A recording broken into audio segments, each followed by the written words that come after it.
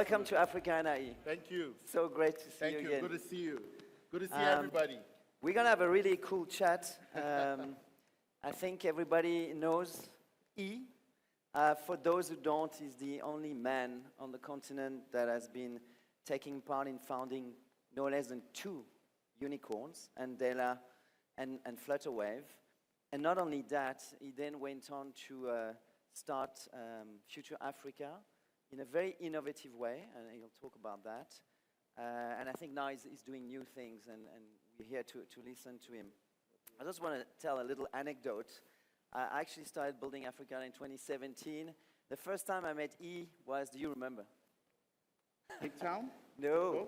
Joburg? No? No. Where was it? Where was it? West. San Francisco.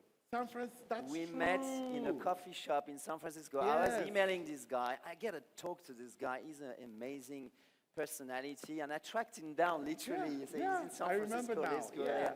there. We had a meeting in a coffee shop. We were with a guy from the South African government. Yes. And that's when I discovered E, and I was fascinated already by his journey. So we're going to talk about a lot of things in the time that we have. But I'd like to start just asking you, let's go dive straight into it. When you look back at that journey from Andela, Flutterwave, when you started early, right, 21-year-old, what are the moments that shaped your mission the most? Because I think you're on a mission, E. Yeah, I'm still on a mission. I haven't stopped being on a mission. So I mean, there were many points in that journey, but I would say maybe there were 4 or 5 points in that journey. There is a journey before I got on the continent. There was a journey while I was on the continent, and there was the journey after I thought my work was done. So I'll start with the one before. The beginning of my journey as an entrepreneur was watching The Social Network. All right, great movie. Right. Before that, I mean, like everybody else, I had a heart for Africa. For Nigeria specifically, I wanted to make a difference here. But I thought the best way to do that was to become a diplomat. And, I'll try and leverage the organ of the UN, because the UN controls all the countries in the world. I didn't know enough about how politics worked at the time. And I thought by doing that, I would be able to fix things in my country. So, who's bigger than the president of Nigeria? The UN. Okay, so you get the UN, you get Nigeria. And I actually went and worked for the UN sometime in 2000 and roughly about 2012. 2009. 2009. I actually have my ID card, 2009. And let's just say the UN is not what it's kicked up to be. They just, have a few meetings, and by 12 o'clock, everybody's in the Vienna cafe, smoking a cigarette and drinking coffee. That's really what the UN is. And I quickly figured out there was no chance I was going to be able to change my country from here. So I started looking for what else, and I found an outlet in journalism. But the turning point for me was, I met up with this old friend, and he said, there's a new movie out about Mark Zuckerberg, who's the founder of Facebook. Come watch this movie. And sort of watching this 19-year-old build something that took the world by storm from his dorm room was the ultimate unlock for me mentally that nothing was impossible. That was the first defining moment. The second defining moment was a few years into my journey as an entrepreneur. We were in like an incubator called Velocity. It's the largest free incubator in the world in Canada. And I had a friend who sat right next to me. And his company built now you have these Amazon boxes. They were like the ones who first built it. It was a company called Bufferbox. And Google bought them. So one day, we used to have a joke. We would work people say we work 9 to 5. We worked 5 to 9. So 5 a.m. to 9 p.m. And that was just because the buses ran that early and that late. So I came to the office at 5 a.m. and I was asking my friend, the office was barricaded with police tape. At first, I thought someone committed suicide. So I was like, well, let me just go sit down in Tim Hortons, a coffee shop, and try and figure out, what was going on. And then a few of my friends started to stream in around 5:30, 6 o'clock, and they told me, hey, have you read the news this morning? And I was like, no, I haven't. And then I looked on the news, the Kitchener Record, and I saw there that my friend who sat next to me had just sold his company to Google for $30 million. Wow. And so the reason for that barricade Cooler than the UN. was cooler than UN. And the reason for that barricade was that, Google was going to move him, so they didn't want anyone to contaminate their records before they left. Second major unlock, because it was like, it's one thing to see it in a movie, it's a completely different thing.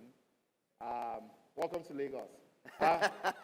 Completely different thing for you to see it happen, right next to you like that. Now, that's pre-coming. When I got here, the first thing that blew my mind when I got here was CC Hub, right? Because by the time I came back to Nigeria, I had gone to Silicon Valley, I had seen everything. I had this image of Nigeria in my head, and then I got back and I walked into this vibrant community of people who spoke my language in my country. And that was like, actually, all this stuff that all these people are doing everywhere else, I had seen it, like in Waterloo, in Boston, in San Francisco. We can do it here, right? It's not impossible. And to give you some context, before I had come to CC Hub, I went to Abuja to try to, I actually landed in Abuja from Waterloo to try to build my startup in Abuja. But Abuja didn't have CC Hub. So ultimately— That's why you moved here?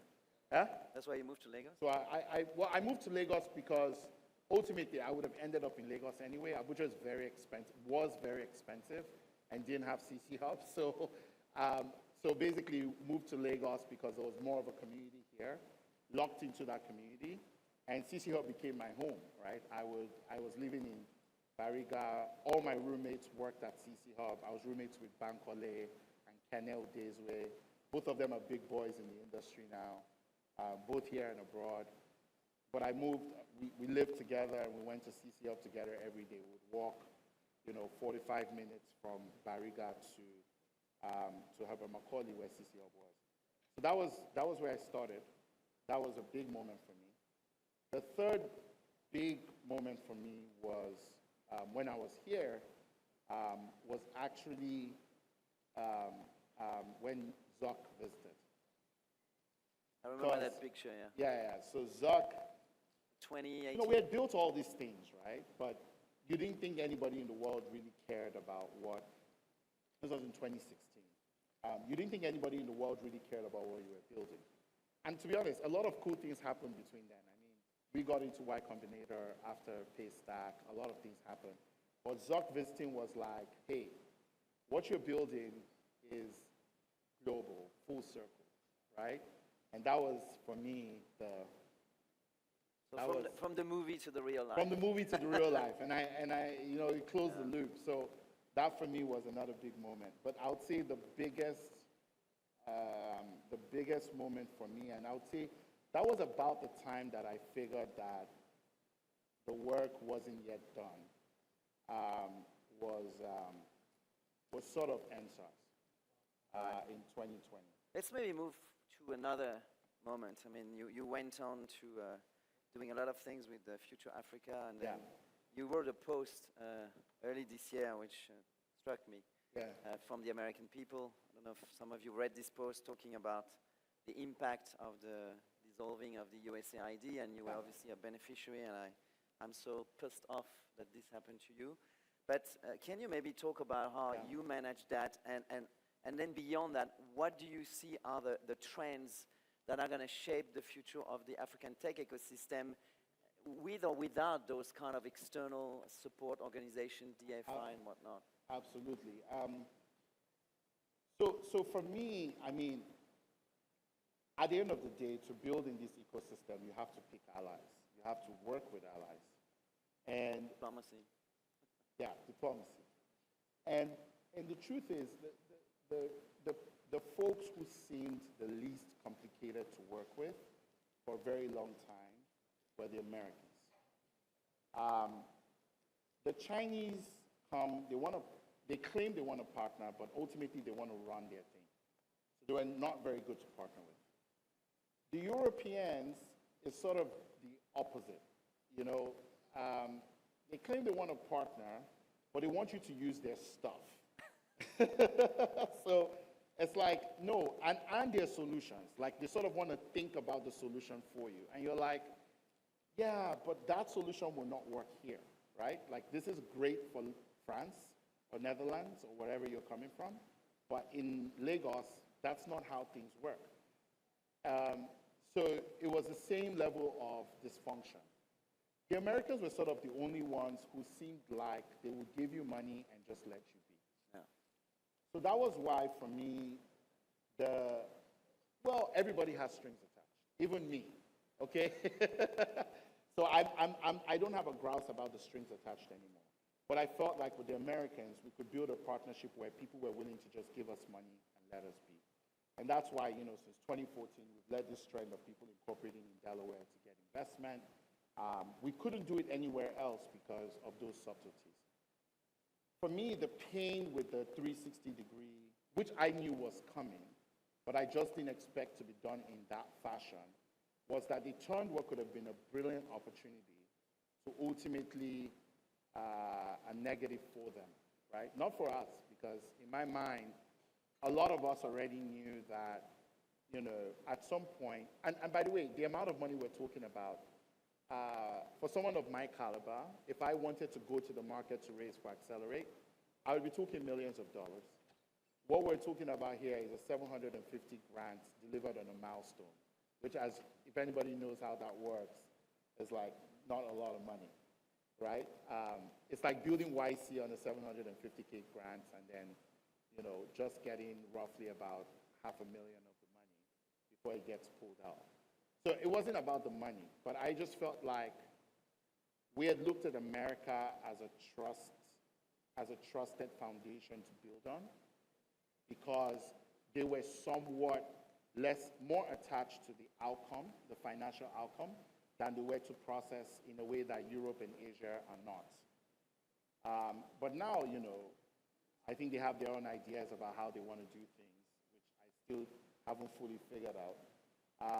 And so that has changed. So I think for us, what that has meant for me is, in my long-term planning, I am less trusting of any external help. Resets the compass. It just resets the compass, because you're like, well, if America could go 180 degrees, you know, then who can be trusted, right? So what it has meant for us at Accelerate, you know, for example, this year's Accelerate is not brought to you, as it always was, by the American people.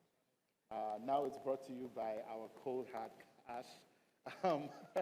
And, you know, we're going to make some announcements over the next few weeks that would firmly ground our narrative in a Nigerian. We have a Nigerian DFI that we're partnered with.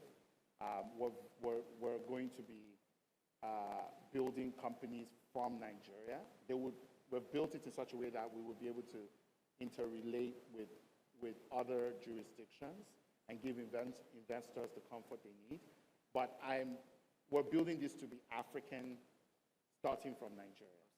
That's so great. I think that's a big shift for and us. So yeah, the call maybe is anyone interested in supporting, you know, programs that really add value to founders. Please look at the work they're doing with Accelerate Africa, but also Mia, who is at the back there, Yes. with his partner doing awesome work. Let's just stay at a macro level. You've been very vocal about how critical talent is globally for building tech, but in particular in Africa, you've built Andela. But in the age of AI, what do you see is going to be the trend impacting this talent element? So I'm very bullish about what the impact of AI will be for Africa. Even more bullish than I was before. Because what you have with AI is a leveler, right? there are so many portions of the stack that we don't have the expertise, the resources, the human capital to dominate, right? And we don't have to dominate it. I don't think it's necessary, for example, for us to be the ones who build the best LLMs in the world. I don't know if that's necessary.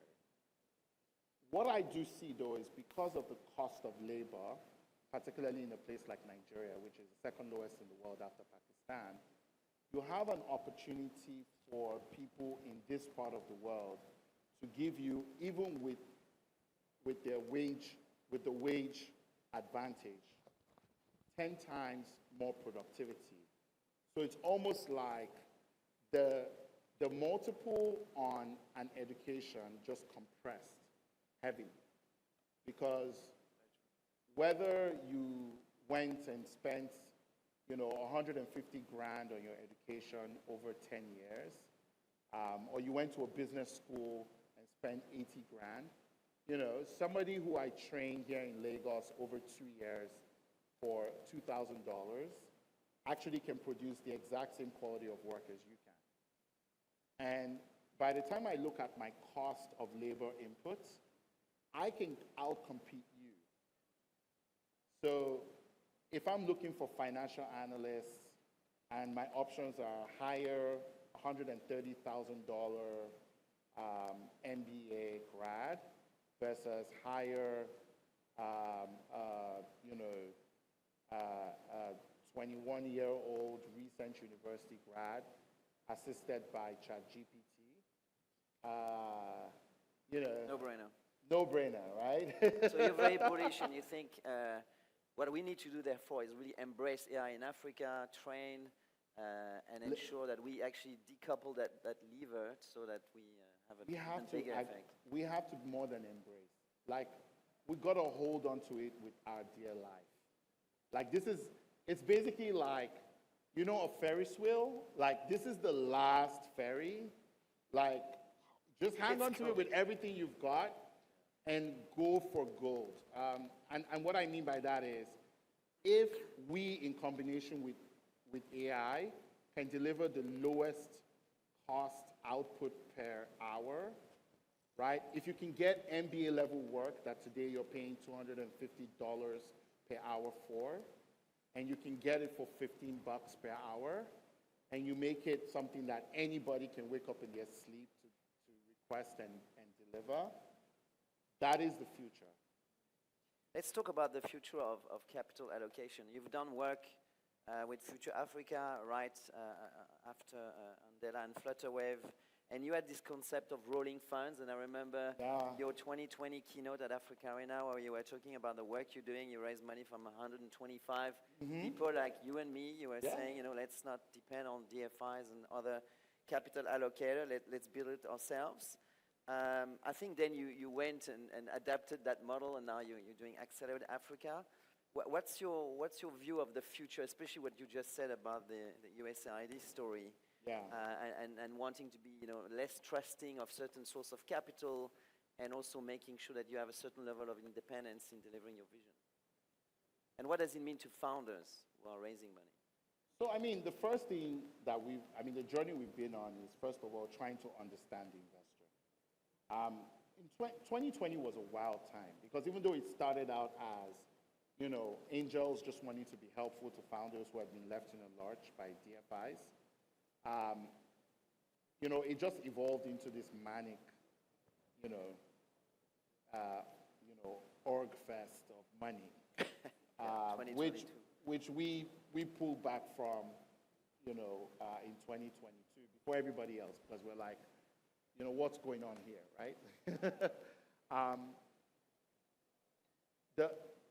But now that everybody's eyes have come down and things are a bit more rational, we now have to have a real conversation with capital and say, okay, guys, I understand that you thought everything could become a unicorn tomorrow. Now we all know that's not possible. What can we actually do with your capital? And when you have those rational conversations with people, they're giving you a very different capital structure. They're telling us, look, there are three things I care about. Number one, this is my money. I've worked really, really hard for this money. I'm more worried about losing the money than I am about making more money. This is in COVID where I thought I might die, you know? So I was just like, let me just spend money on whatever I can, you know? This is now real life. So how can you make sure that, you know, you take my money for 10 years, but I get some of that money back, if not all of it, right?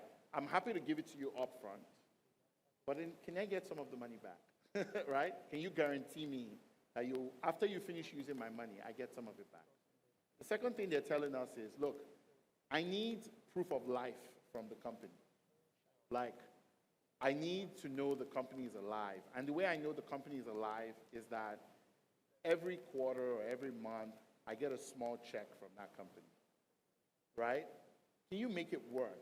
You know, can you figure out a way that I could just give back to you can give me back? You know, look, I'm not even asking for that much. Like, just give me 7%, 8% in dollars, right? Give me something, right? 5%, 6%, I don't know. Just give me something. And then and then I tell them, look, you can't have your cake and eat it. If you want that, then upside will be limited. And they say, that's fine. I don't mind not having that much more upside. If I can keep my money, I can get something every month from it, and there's an opportunity for upside if it works. And so I Back to think, basics. huh? Back We to are basics. back to basics. So what Because we've the VC model has largely not delivered in Africa. You know, this idea of unicorn only, 100x. If you look at the number of funds that have I would actually argue- returned the money to their LPs, they are a handful. I would argue the opposite, right? I think the VC model has actually delivered better than in the US. I think I was looking at an analysis the other day. For every dollar that America invested in its own ecosystem, we made $2 back in unicorns, right? Yeah. So if you consider how much capital we've received, how many unicorns we have, and you put things in proportion, we've actually overperformed. Now, the problem is, if you look at an analysis of the top 9, I think now there are 9 unicorns or so, the truth is DFIs have been in painfully few of them. And the funds that DFIs backed have been in painfully few of them. So it begs the question, who are you giving money to? And could we have optimized these returns if you actually gave money to people who proved they could actually deliver on the performance? Yeah. And that's the problem. Because we're not having a conversation about performance when we talk to most of the LPs in the market. We're having a conversation about process. We're having a conversation about everything else but performance. What you find is that at the end of the day, the conversation, the best funders don't get money, and as a result, the best founders don't get money. So I think 70% of the capital comes from DFI to fund. yeah, but VC none of them are. But none of the money is going to the top 10 unicorns. So when are the DFIs, you know, going to call themselves to a room and say, guys, let's have a conversation about how we deploy this money, because it appears like where we're making money and where we're not making money is different.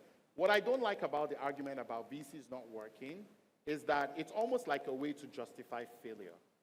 Because the people who say VC is not working are the people who spent the money. So just like, and this is the funny thing about what happens in our innovation ecosystem. Someone tries something and they fail, but rather than be honest about the fact that they tried something that didn't work, they say the thing is broken. No, the thing is not broken. You're broken. You didn't deliver on what you were supposed to do. Other people did their jobs. Don't say they're outliers. Don't say only them could have done it. Say, we missed it. We did not do what we should have done. And then we can have a conversation about how to do things, an honest conversation about how to do things better. Partly reinvent ourselves. You know? Yeah, but I don't think the problem is VC. mantra, but do it in a way that is not completely dominated by a few DFI that don't really. It's not even just that. For me, the way I look at the VC conversation, it really depends on who you're raising money from. If you're raising money from individuals, like we've had to innovate for the capital we raise. So we don't raise money from DFIs. So what that has meant is that We raise money from people for whom we are their primary, if not only, asset allocator, right? So we've got to be responsible. We've got to be the ones who say to them, dude, you can't invest 50% of your cash into VC. That's not how this asset class is designed. You at most can give me 5%, but you can give me 50% because this is a high-risk asset, right? So you know what? I'm going to take your money, I'm going to dump it in a fixed income instrument, and I'm going to take the 5% I need from that. Let me just ask you another question about what's going to disrupt the way capital gets allocated. I don't know if you read an announcement on the Nairobi Stock Exchange talking about rolling out a digital market running on blockchain with asset tokenization applied to equity. So that means essentially a fund or a startup could list on that market, and anyone can put $100 via this process to buy into the assets of that startups or that fund. Since a lot of people are looking for liquidity, including funds, do you see that as a bold move that represents part of the future, or you think it's too much? So, I mean, these are tools, right? These are not services. These are tools. Digital blockchain is a tool. Tokenization is a tool. The service is capital allocation. Not the biggest lesson we learned from the iteration of Future Africa Collective that I presented at Africa Arena in 2020 was that people are actually really bad at allocating capital.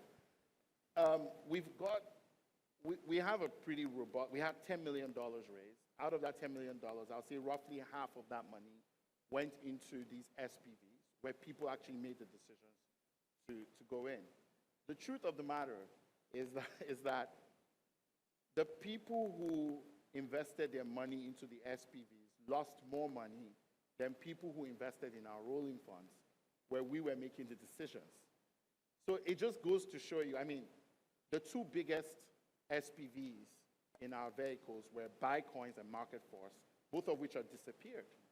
So that just tells you everything you need to know about how bad the average person is at capital allocation. We all think we're fantastic investors, but we're actually not that great. So, you know, we have a lot of founders in the room. If you have 60 seconds to just tell them, you know, advice on the current state of things and where things are going. They're all trying to raise money in a difficult capital environment, trying to scale using AI. What's your advice to them at this current juncture in the market? My biggest advice to any founder now is build a profitable, cash-flowing business. That is your only hedge in these times. The DFIs are not coming back. The global investors are not coming back.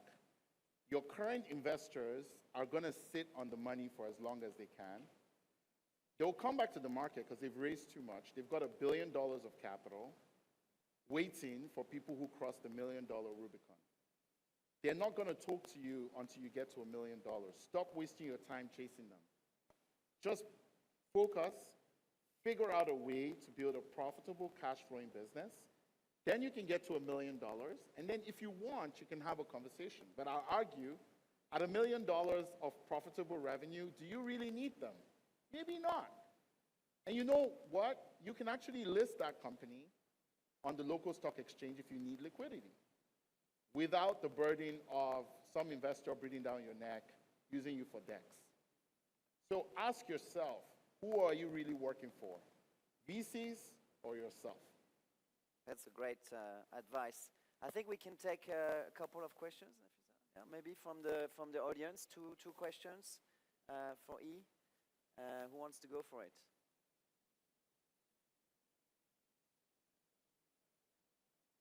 Yes, I think there's one there. Right? Who's got the mic? Yeah, I got one. Some question. Gentleman in the front there. Good afternoon, everybody. My name is Tajuddin Abdulaziz. I'm happy to announce that I'm from Kwara State, the same state where you come from. My question goes down to, because I've been following Ian right up on LinkedIn, and I've always seen some funders saying, okay, if you collect money from VC, if you have $1, you pay back $4. But I'm of the opinion that if you're actually putting the money in the right place, you get the right results. So we can't just keep saying we have startup graveyard, we're not doing the right thing. The money is coming from people that dictate what you do.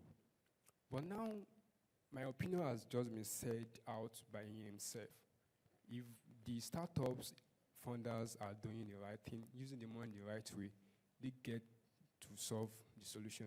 And it has actually gone wide on social media that startups, especially in Africa, are not getting the right fund because the VCs are not within the ecosystem. We are not getting VCs within the African ecosystem. And because of that, we are not addressing the right problem. And that was one of the questions I asked earlier that, okay, when it comes to financial inclusion, for example, Kwara State that I came from. The question short. So, no, now the question is, for us to actually solve, for funders to solve this problem, funders that are able to get, because not everybody that can get VC to fund their business. So funders that can actually get that fund, at what stage do you think they need to move out, or at what stage do you think they need to enter that point of getting the fund?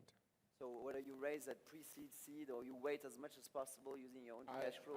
I think you should only raise when you have positive unit economics.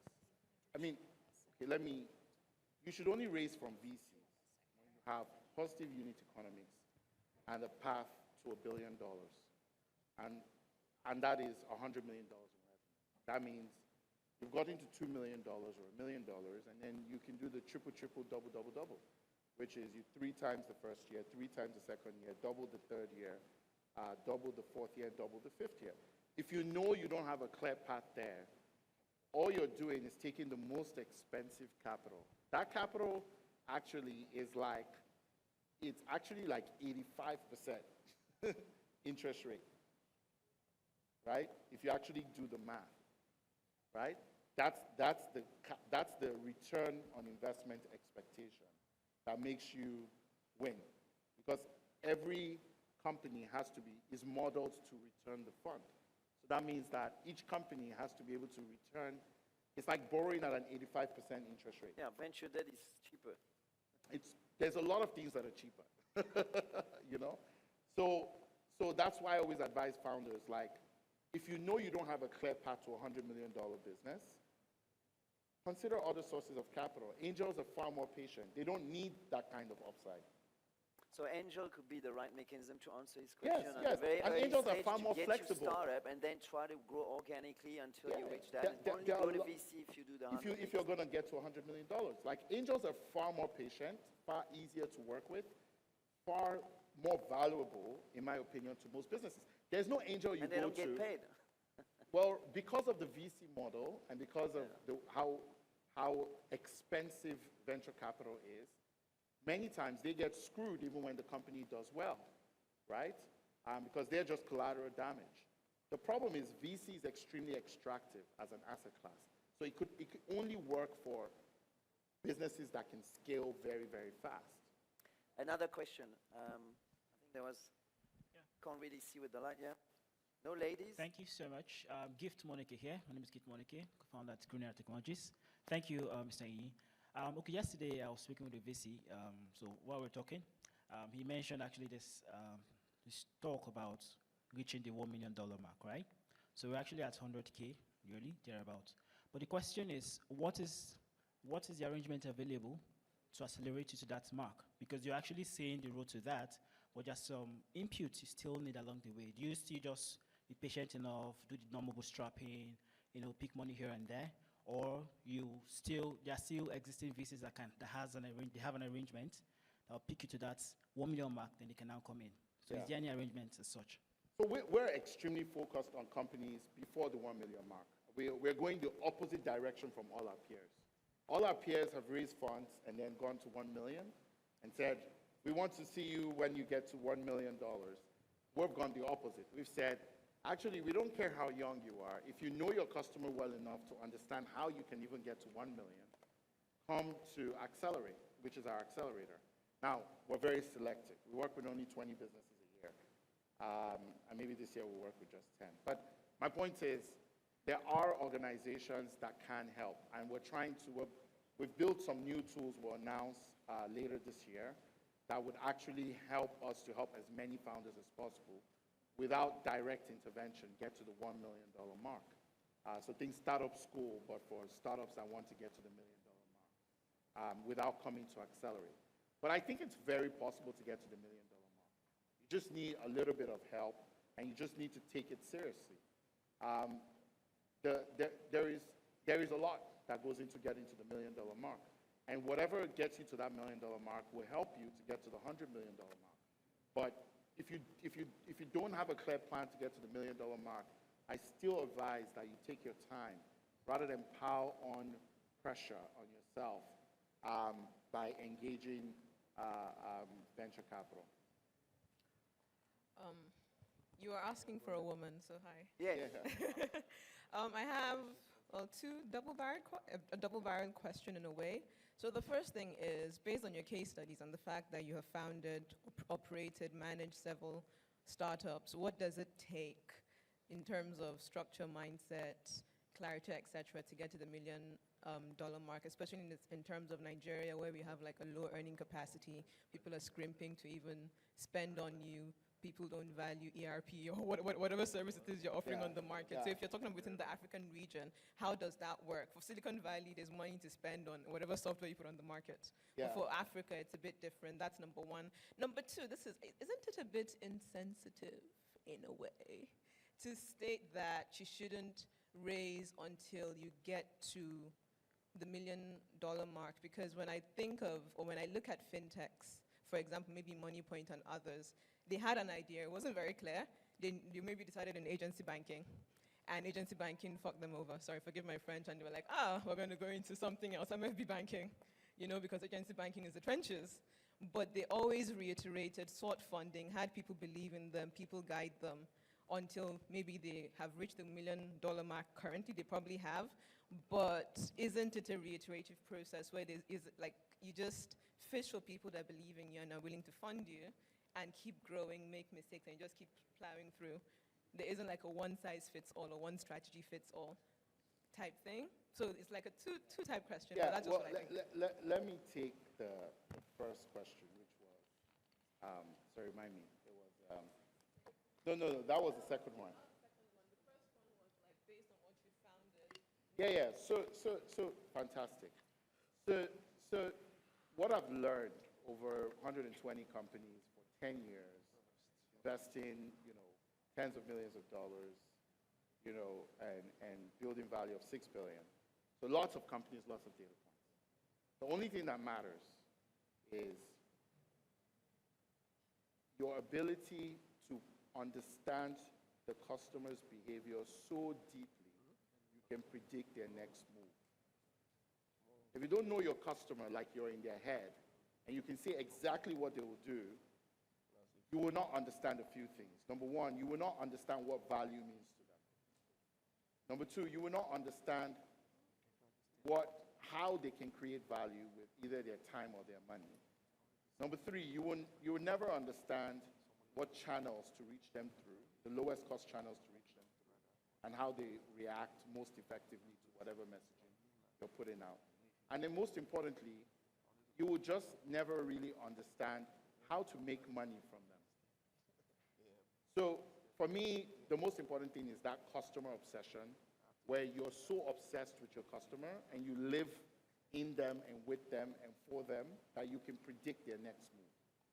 That is what will help you figure out where in the value chain you should play to get the most return.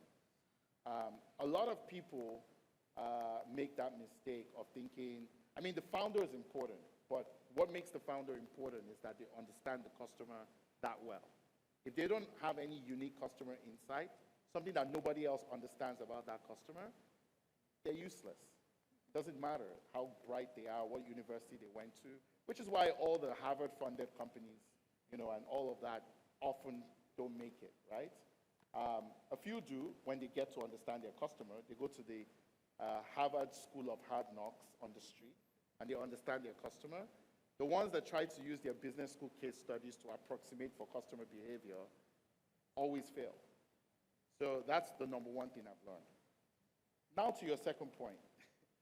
The truth is, a lot of what you've said is actually a myth, right? Thankfully, I know Tosin. We almost bought him a Flutterwave. So I know how long Tosin has been working. I can tell you for a fact that MoneyPoint was not his first rodeo. I can tell you for a further fact that nobody understands the Nigerian agent or the Nigerian business consumer or the Nigerian fintech consumer like Tosin does. Nobody in the world. Nobody. So to assume, and he built several $1 million revenue businesses before he built a MoneyPoint. Same with Shola from Paystack. Same with GB from Flutterwave.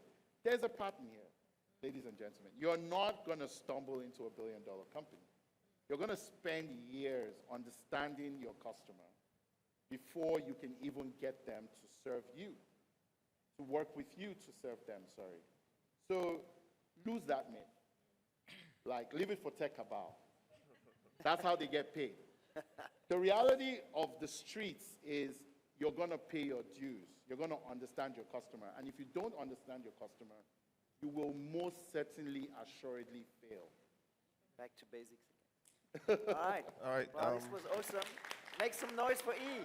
Sorry. Thank you very much for this. Wow. And, Clap it up, clap it up. Thank you, E. Thank you, Christoph. Take a picture. Please, let's clap for them. That was very insightful. That was fantastic. Okay. Okay, let's keep the energy up, please. Let's clap. Let's clap for them. Thank you.